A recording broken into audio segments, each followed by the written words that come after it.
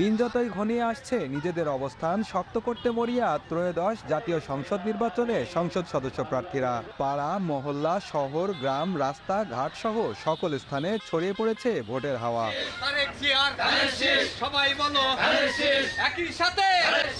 ভোটারদের মন জয় করতে নানা কৌশলে গণসংযোগ করছেন প্রার্থীরা, দিচ্ছেন নানা প্রতিশ্রুতি। তবে ভোটাররা চান সৎ, যোগ্য ও ভালো মানুষের নেতৃত্ব। যে এমপি হবে সে এমপিটাও হইতে হবে মজবুত এবং ভালো। নারীরা বাইরে যাইতে গেলে সবকিছুর শিকার হতে হয়, লাঞ্ছনা পেতে হয়। আমাদের জেলায় নারী ভোটার বেশি, আমরা নারীদের সম্মান চাই।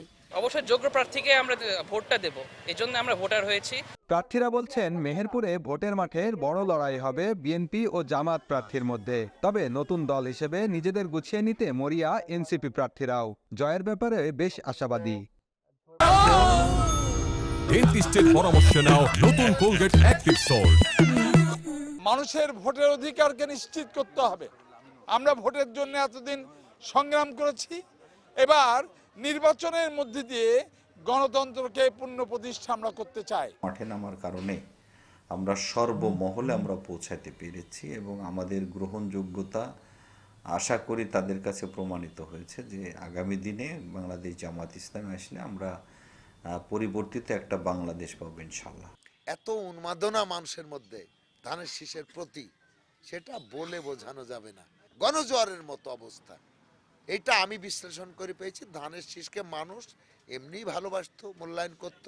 আগামীতে যদি আমরা কল্যাণ রাষ্ট্র প্রতিষ্ঠিত করতে পারি তাহলে দুর্নীতি, চাঁদাবাজি, তারপরে আপনার এই যে টেন্ডারবাজি, এগুলো থাকবে না। মানুষ তাদের অধিকার ফিরে পাবে। বিভিন্ন জায়গায় কিন্তু প্রবীণ, নবীন, তরুণরা যুক্ত হচ্ছে আমাদের সাথে, যার ফলে আমরা আশা করি যদি আগামী ইলেকশন পর্যন্ত যদি ঠিকমতো প্রচারণা করতে পারি, ইনশাল্লাহ আমরা ভালো করব এবং জনগণের যে চাওয়া পাওয়ার একটা মেলবন্ধন ঘটাতে পারবো। নির্বাচনী সকল প্রস্তুতি চলছে বলে জানাই নির্বাচন অফিস।